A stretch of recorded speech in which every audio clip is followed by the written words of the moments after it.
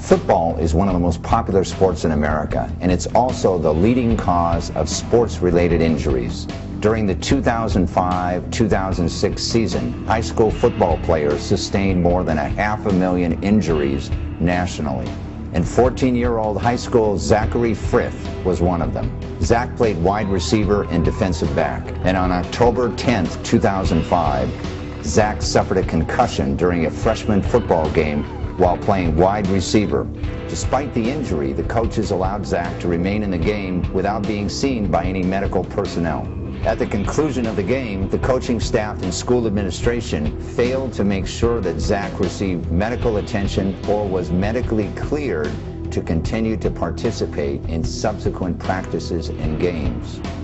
Zach's parents were never notified. The following week, the coaching staff allowed Zach to continue to practice and to play an entire game, despite being given orders from Zach's family doctor prohibiting him from playing. Zach suffered a brain injury as a result of the multiple concussions sustained while playing football for the Lafayette County High School team in Higginsville, Missouri, from October 10, 2005 through October 25, 2005. A neuropsychologist specializing in traumatic brain injuries agreed to testify that the cumulative effects of the initial concussion and subsequent blows to his head during those critical 2 weeks resulted in post-concussion syndrome and severe permanent cognitive deficits. According to the Center for Disease Control, among high school sports, football is responsible for the most injuries per player. More than 300,000 sports and recreation-related traumatic brain injuries occur in the United States each year. And at least 50 football players in high school in more than 20 states have been killed or sustained serious head injuries on the football field. For every 1,000 athletic exposures, football players receive 4.36 injuries. That puts football head and shoulders above the second-place sport, wrestling, which only showed 2.5 injuries per 1,000 exposures. That's troubling because young brains are particularly susceptible to second impact syndrome, a catastrophic swelling of the brain that can happen when a player sustains a second blow to the head before the first has healed. Administrators, trainers, and coaches play key roles in preventing concussions. Managing them correctly can prevent serious and permanent injuries such as those suffered by Zach. The standard of care required that Zach be removed from play when he was initially injured.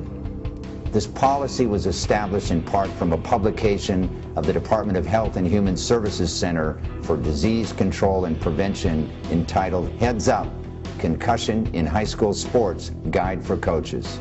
Today, the Insider Exclusive presents When High School Football Gets Dangerous, Zachary Frith's story, and how his family lawyers, John Parisi and Doug Bradley, at the law firm of Schamberg, Johnson, and Bergman, got justice for Zach, earning the highest respect from citizens and lawyers alike as one of the best plaintiff trial lawyers in Missouri and in the nation. Hi, I'm Steve Murphy, and this is the Insider Exclusive, live from Kansas City, Missouri, at the law firm of Schamberg, Johnson, and Bergman.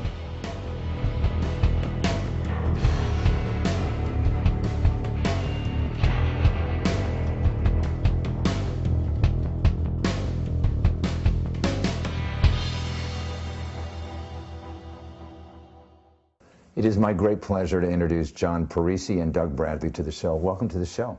Thank you. Thank you.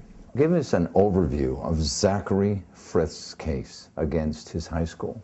Okay. Zach was a freshman football player at Lafayette High School. Mm-hmm. He was on the JV team, and on October the 10th, 2005, just over 5 years ago, he was in a game, and he took a hit, and it was noted by the coaches that in that hit he probably sustained a head injury.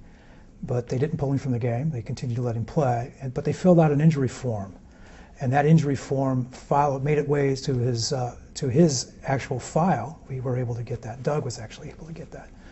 And what that form said was that he sustained a head injury in that game, but the parents weren't notified.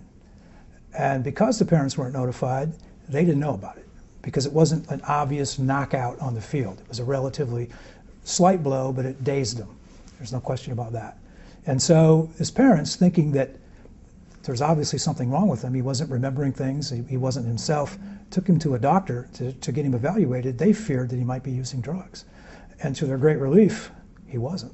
Mm-hmm. But so they thought, well, they chalked it up to adolescence. And so the next week he continued to play and take blows to the head, which is really the tragedy, because he shouldn't have. And that's the real danger for somebody that sustained a concussion, is they need to stay away from physical activity that's going to more blows to the head. Right. So he practiced for another week. Things were still not right. His mom took him back to the doctor, who diagnosed concussion, related it back to approximately that week earlier game. So he continued to play a game, he practiced for a week, he played another game, and finally was diagnosed with concussion. Mm-hmm. That doctor wrote a note saying, no more playing, don't play this kid anymore. The note was given to the principal's office. There was a conversation with the head coach by his father, and they still let him play. And approximately on the 25th, so some 15 days later, of October 2005, his mom found him out on the practice field, and you might imagine all hell broke loose. He was no longer playing after that point. Unfortunately for Zach, the damage was done. Yeah, and then damage, and I want to point out the damage is caused by the successive impacts, right, of further concussions, correct? Correct. When you're, especially for adolescents, even more so than for college players, high school players, if they sustain a blow to the head, they are extremely vulnerable to a successive concussion.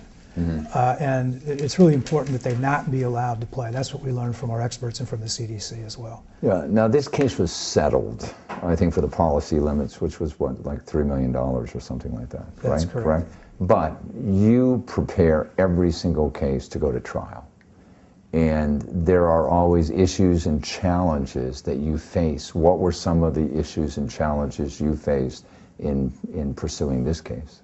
Well, one of the things whenever you are, when you are bringing a lawsuit against a governmental entity like a school district, sometimes there's immunity issues as far as on the legal aspect of things. And one of the ways that we're able to overcome the immunity issues and the limitations of recovery that immunity brings on is that we're able to bring in the principal and the coaches individually who do not carry the sovereign immunity or official immunity that protects them from lawsuits. Now, does this hold true with any school district? In other words, it is a policy or it's smart lawyering to sue the individuals if they're liable, as well as the school. Correct. In Missouri. In Missouri. Now, various states have various immunity provisions. Was that because his mother, Angela, was able to show that she had brought a note from the doctor that said, do not play him?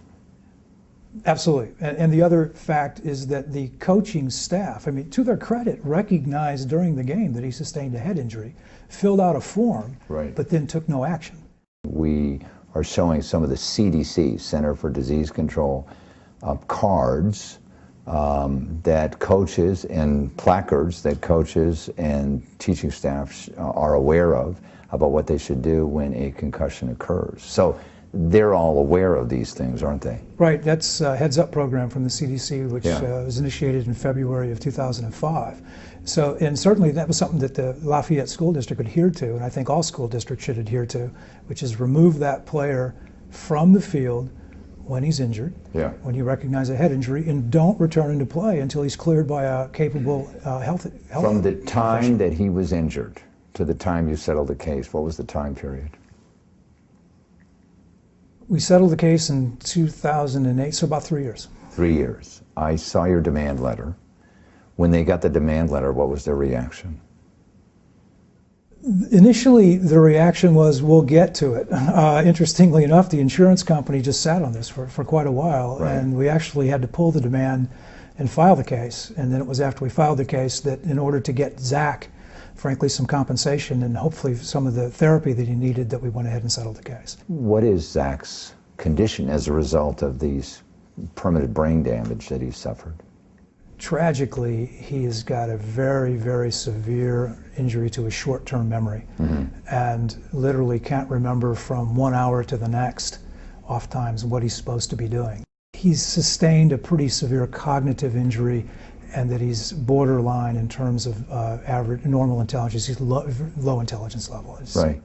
He is living independently now, though, isn't he? He is, with with a lot of assistance from his mom. Okay, well, that's good. We're going to have him on here right now, so let's bring him on.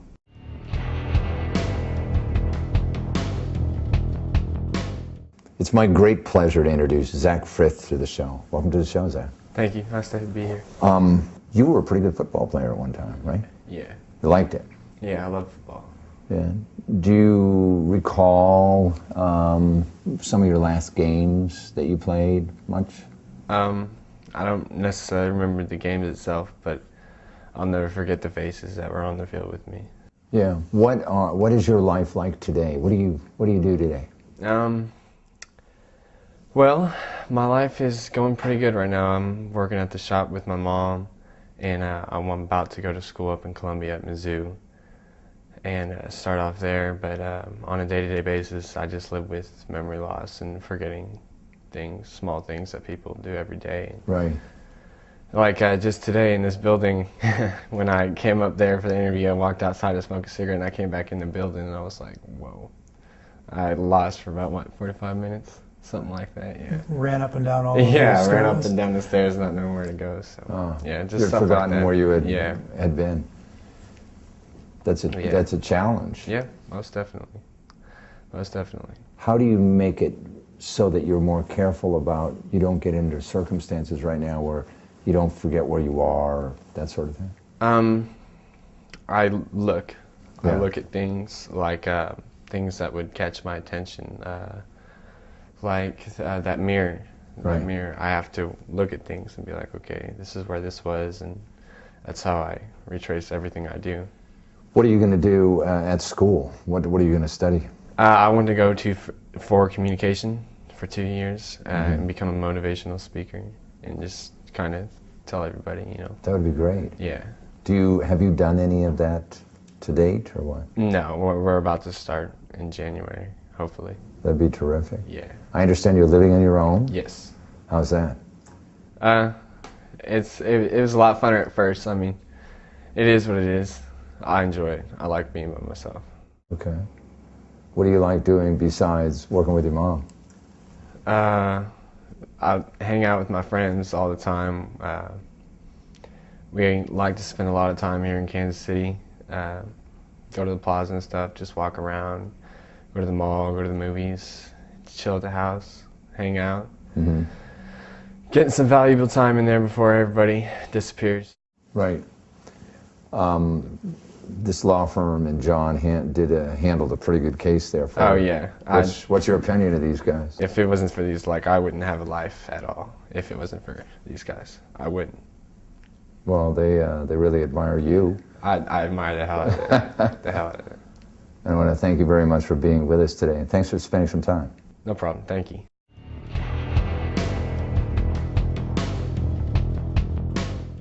Gives me great pleasure to introduce Angela and David to the show. Welcome to the show. Thank you. Thank you.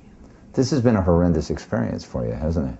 Yes. 2005, your son gets clobbered in a football game. Nobody tells you anything about it.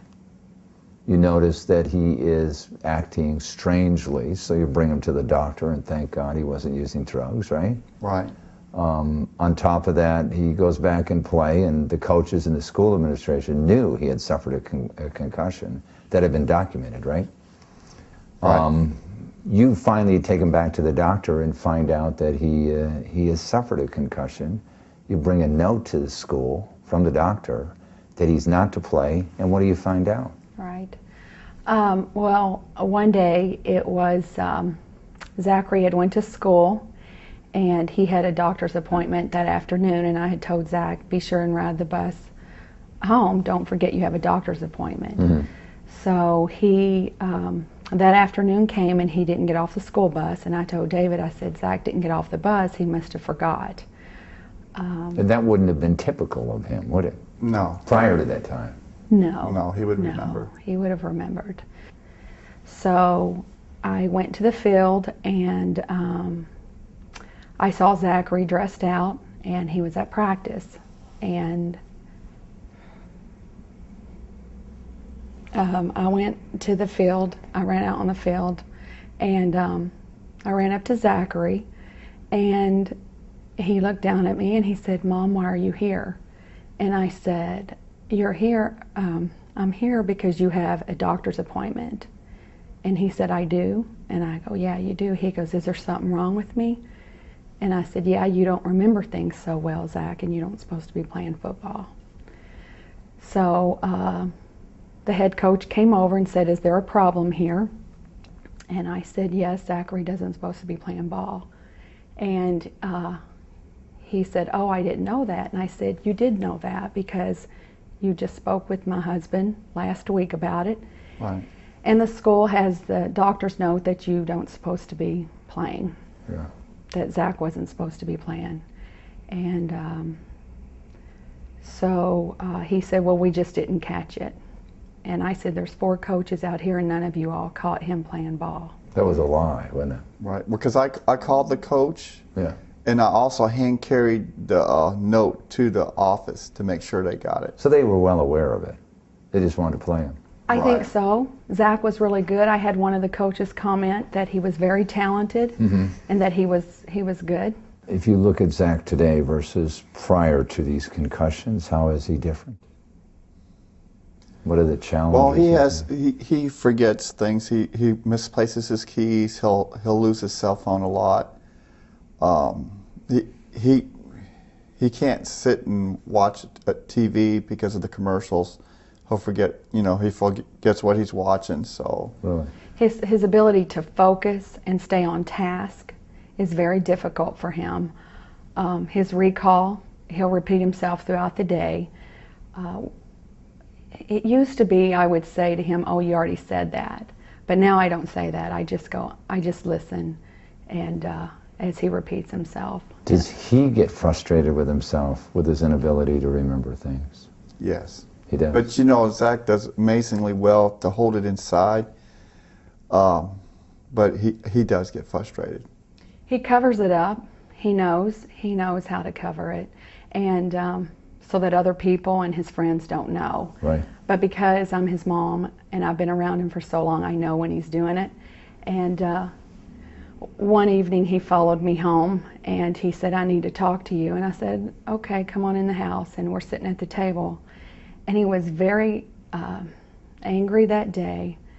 And I looked at him and I said, "What is this about, Zach? What is this really about?" And he said, "Mom, I went to a party over the weekend with some friends. And so we were on Facebook.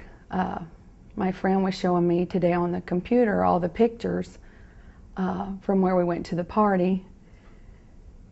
And he said, "I wasn't there. And there's pictures of me with my friends and doing things." And he said, "I never did it. I can't remember any of it." And I'm sorry, Zach, that I can't fix that for him.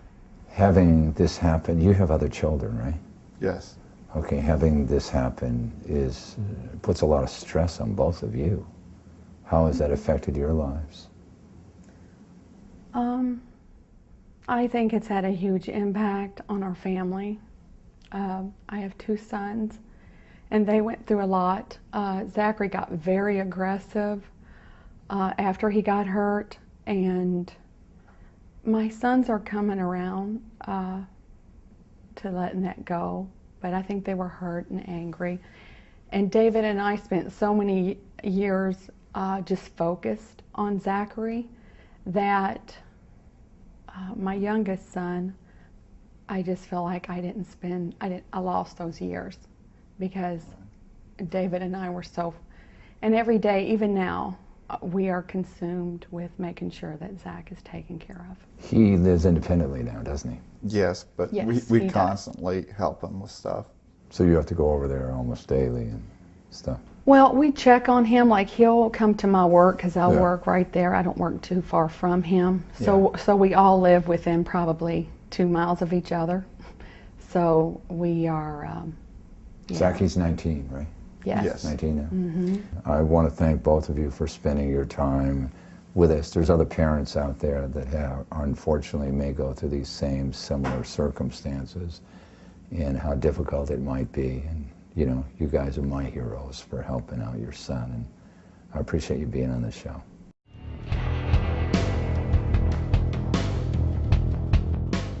The question that pops up in my mind is, how do you evaluate all the cases that come to you and decide to take that one case, like this one? A big component of what we take is the quality of the client, and I think that you've just met, you know, the Friths, and you understand that component. These are people that really did need an attorney to take their case. We do handle a lot of cases that involve catastrophic injuries, and it didn't take too long from talking with Zach. He does cover it pretty well, but he has a very severe injury, very severe memory loss, and they needed help. We felt, after some research, that we would be able to help them and wanted to help them. So we took the case. And I think that's the evaluation we go through. You guys did a terrific job in an unfortunate situation. Our hats off to both of you and your firm. I want to thank you very much for being on the program. And thank you for having us. Thanks for joining us. You can get more information about our guest and the issues at insiderexclusive.com.